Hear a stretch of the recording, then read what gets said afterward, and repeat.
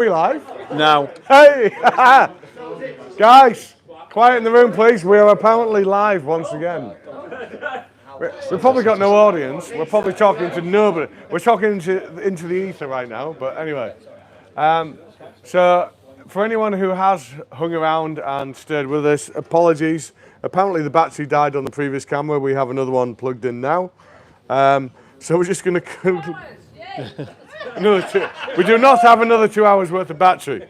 And zero people watching it. And I'm not sure my wife would have another 2 hours worth of tolerance. So we need to wrap this up and move on.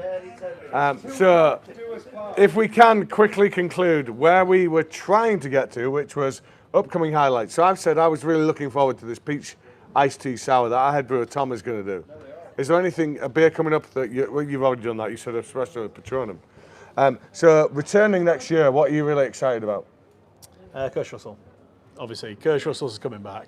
It's like one of the best, well, my favourite beers. We did in 2021, and the consensus was it was a cracking beer. So that's back next year, definitely. 2022, Kirsch Russell, and maybe a variant of it. Is there Kirsch Russell?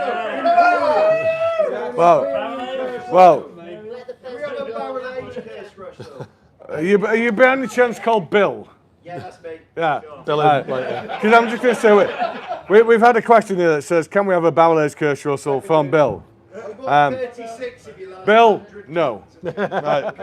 No, we are going to give you a new variant, though. We're just not going to tell you what it is. You'll get a twist on Kirsch Russell next year. It won't be barrel-aged, but there will be a new variant coming. At Christmas with the cranberry is so good as well. It's good, isn't it? Yeah. It's really good. Yeah. Yeah, your favourite, he's talking about your favourite beer, Dreams. Yeah. It's a dangerous beer. Right. Moving on. Guys, if we can, please, let's just move on. So, in terms of... your returning favourite? We did not. My beer that I'm really looking forward to the return of is salted caramel Toncoco. Toncoco? Yeah. Tancoco, apparently. Tancoco, yeah. Yeah, it was a thing that we consumed and we thought that's probably going to work. And my God, did it work. I think since the Imperial Toncoco release, maybe 3 years ago, I think that's our best variant of Toncoco. So yeah, looking forward to bringing that back. And we are going to barrel age that. We're not barrel aging Kirsch Russell, but we will barrel age salted Toncoco, salted caramel Toncoco. Last one then. What's your favourite new beer we've got coming up next year? So the thing I'm most excited about, and we don't have all of this signed out, but we aim to do a big adjunct, as in a big stout that contains lots of different things, but not lactose next year.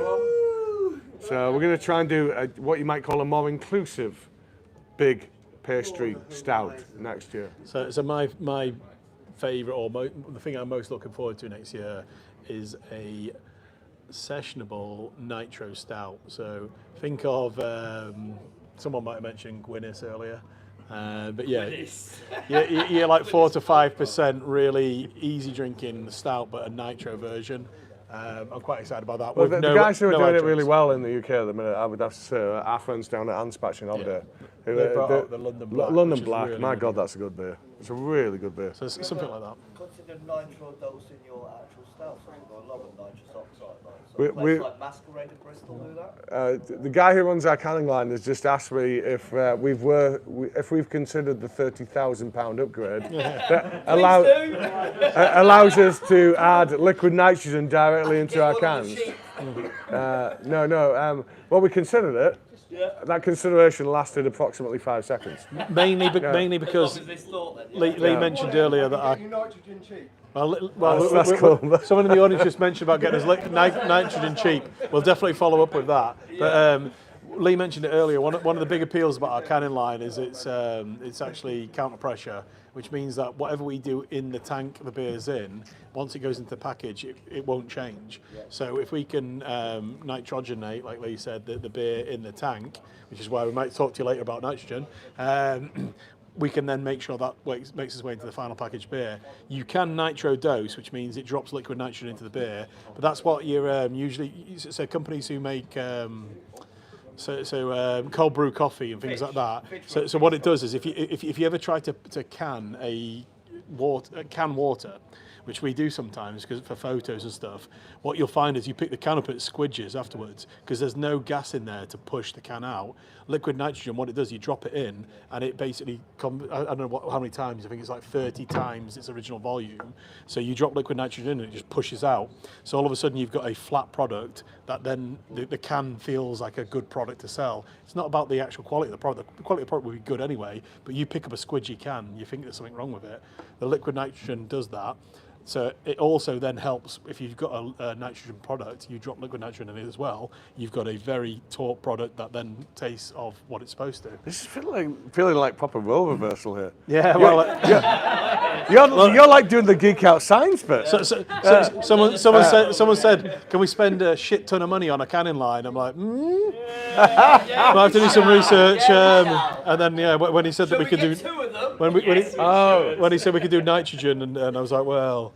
Can we or can't we? Yeah. So this is why he understands the science, because he's like, well, I can do this and it won't cost me £30,000. Well, more like, yeah, exactly. Can we get a nitrogenated brew, which would do maybe 1 in 10 beers, or do we have to pay that upgrade? And it turns out we don't.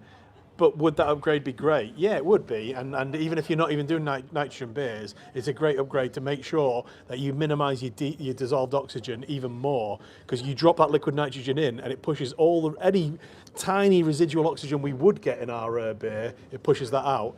Is it a 30 grand upgrade we need right now? Anyway, people did not tune back in for science or economics. So, well, I don't think anyone tuned back in, did they? The science guy. Did anyone tune back in?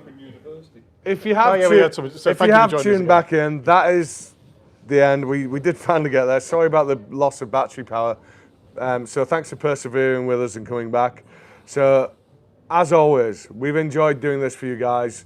We would love to hear your feedback. The way to get that into us is to email info@brewyork.co.uk. Tell us what's worked. Tell us what's not worked.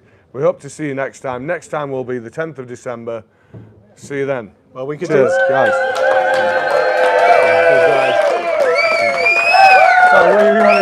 I was just going to say, if anyone's still joining us for live, then we might as well answer these 3 questions, and then we'll cut the live stream off. So if you I've just made them all run away, but let's do it anyway. Very quickly, from Emma Thomas, I love Kaya. Any plans on lowering the ABV? It's a great taste of stout.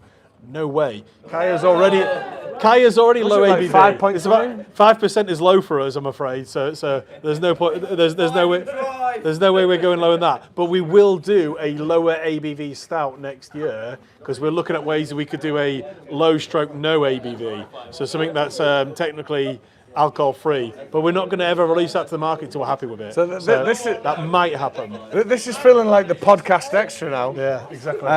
So is there a barley wine? Oh, no, not just a barley wine. This person's greedy. They want a barrel-aged barley wine on the horizon. So I've got one of them for you. We did discuss the other day, because we've got this fantastic pilot kit just over there, that we're probably going to do our first ever barley wine in the next year. First ever? You mean our 4th? We did plausible deniability, we did plausible deniability too. So this will be the 3rd one. It's his first proper. It was proper. It's the one we're going to do properly. Yeah. That's the best. What it means is the best we're going to do. We're going to go on the Best, yeah. So we will be doing a new barley wine next year. It would be nice to see some of that go in barrel. And then one from Michael, probably you, I'm guessing, because you've told me when I have to ask it. So after the pumpkin, which is when we would anyway. But yeah, good shout. Any plans to collab with Emperors again? Yes. Emperor's Brewing in Nottingham. Yes, yeah. If you're not familiar with who Emperor's Brewing are, it's a guy called Damien who's done it as a kind of a homebrew side of his desk project for a number of years. And he has gained a reputation as one of the best brewers in the world, even though he's been doing this very small batch release things. Nothing sub 10%. Exclusively ridiculously big stouts with massive amounts of adjuncts. It's hard to imagine how we came to know of each other, isn't it, really? So yeah, he loves what we do. We love absolutely what he does. We did the pinnacle of our birthday series last year, the final chapter with him. And we were, at that time, a little bit prescriptive about what we wanted to do because it had to fit to that series. So next time, it's really over to Damien to say, well, what are you going to do with us? So we've got a few cool ideas, but yeah, we're hoping that given that Emperor's Brewing is Star Wars themed, we might launch it around May the 4th, maybe. So, we don't know. We hope literally so, are that literal. Hell yes, that's right, mate. You know. Well, the barrel age final chapter is going to be immense, and we've got that, and we've got lots of it. So that's they're the formal questions. So what we're going to probably do now, well, what we're probably going to do, we're going to cut the live stream so that Lee can start swearing. No, we can still do questions. It's not even on the record now. Oh, sorry, we didn't even say bye. So sorry, going to cut the live stream, but thanks for joining us, and we aren't going to cut out properly now. But for those of you that cut the live stream, thank you. Cheers, guys, thank you.